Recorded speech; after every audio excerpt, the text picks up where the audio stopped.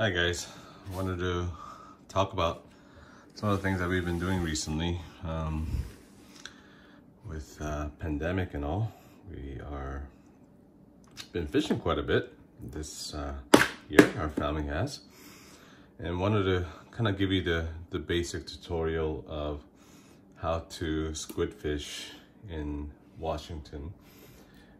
Can be fished, we've tried from Edmonds, Washington by the fishing pier all the way down to Tacoma area, which there's seems to be good squid fishing there too. But wanted to give you a little bit of basics. I'm not an expert per se, but I've definitely tried all different ways to improve my squid fishing capability.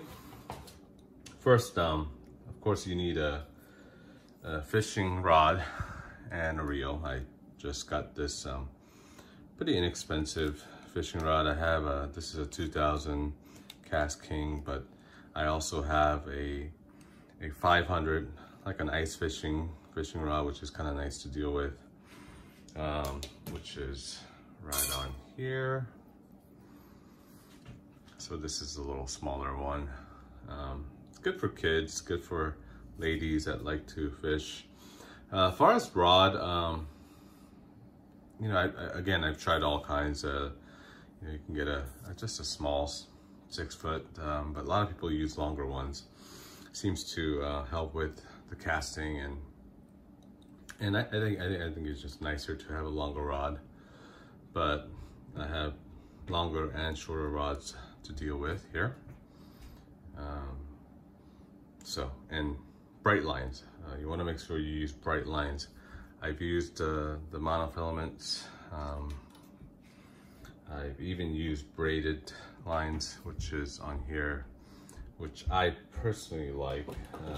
I don't know, I use this kind of color one, which is kind of too cheap to buy on Amazon.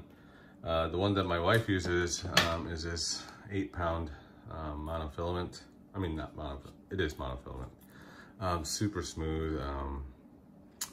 We've tried 8 pounds. We've tried even these color ones. They're 6 pounds, which is kind of nice to deal with too. But ultimately what we ended up with using 10-pound because it prevents a lot of the tangling. So that's what my wife uses most of the time. I like braided lines for some reason. This is a 15-pound braided line. I'd probably even use a 20-pound braided line. Just like the feel of it. I feel like I can feel the bite a little bit better. So again, as far as fishing rods, you can get a variety of different ones. A lot of the experts per se, they use a fly rod and use that as their main source of fishing for squids. But I've seen all kinds. I mean, I've seen bait casters. I've seen, you know, every whatever rod you would want to use, you can use them. Some fast actions are great too, but again, it's really matter of preference, and when you try it, you'll know. Again, my preference is about fast action rod with braided line. Seems to do really well for me.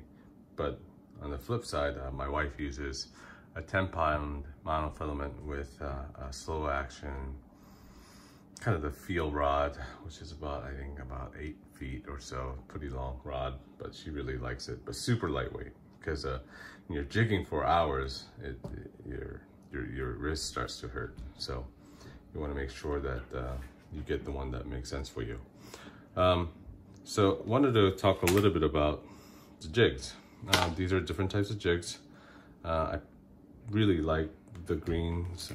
They seem to do really well. Pinks do really well too. I got different colors, different variations, different weights. I also got these, I've had a weight on this one. This one, I attached the weight on the bottom right here. So you just clamp it on here, and then you basically add more weight. And sometimes it's windy, sometimes it's really water moves a lot, so that's kind of nice to deal with. The smaller ones are usually the one that goes on top, which is super lightweight. These are purchased right from the dock. There are a few people that sell them and they're super good. They're all $5, so pretty easy to deal with. Usually put the lighter one on the top, or actually you have to if you want to get less tangle. And then you put the heavier one on the bottom. So my setup is usually 2 jigs. So one on the top and one on the bottom. The actual distance, again, that's another preference too. I've added this electrical shrinking thing, which seems to work good for me. You know, basically as you're jigging up and down, you know, you don't want this to tangle up. So again, when it really hits, when they come out, they come out a lot and fast, and you want to make sure that you're catching quickly. So you don't want any kind of tangling action going on. So that's kind of important.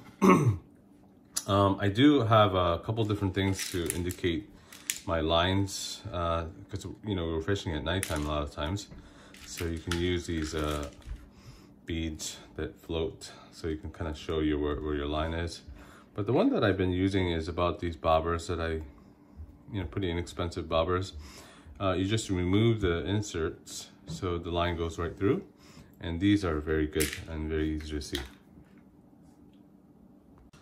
So back to the setup, you usually have a bobber of some sort that shows you they're bright and easy to see, to kind of let everybody know that you are where your line is, because it's kind of important. You don't want to get tangled up. And then usually from the main line, you go with a little bit of these clip-on swivels. The reason I like using these, because sometimes, you know, some days they hit green and then, you know, you keep on using it, but you want to sometimes swap around. So it's easy to use a swivel with a clip, so you can change it up pretty easily. You do want to have some sort of a clipper. I have this little thing here to cut lines. You know, at times you get tangled, and you don't want to waste any of your time doing things out there. And then just a simple nail clip would work. I also have this fly fishing thing with a line, so I just kind of keep it in my jacket. So that's also nice to use. Let's see, what else is there? So that's my tackle box there. Yeah, depending on the day, sometimes you want to use a heavier jig.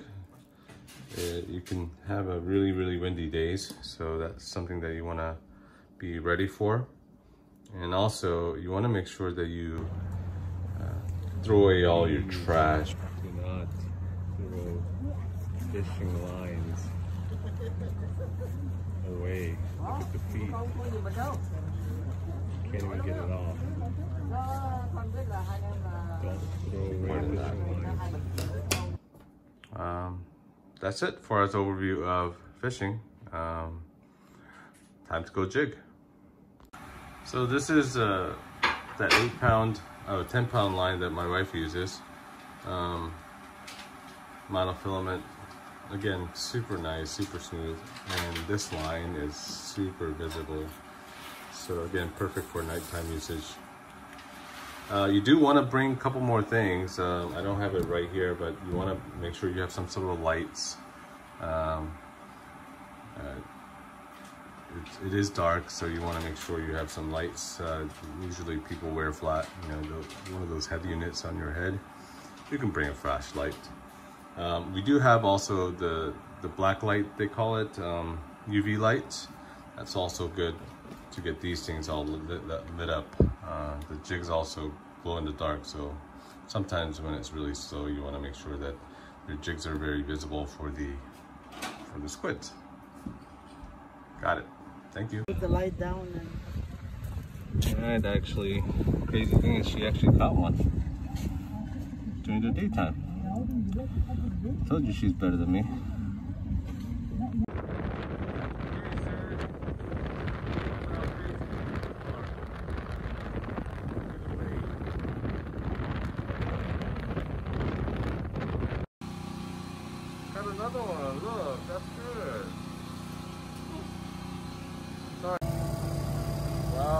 videoing. We just put it in.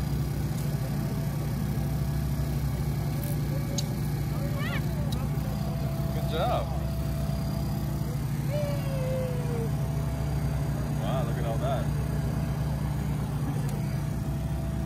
All right.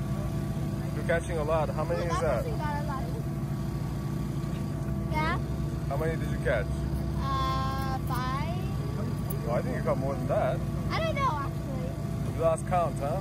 Yeah. Is it fun?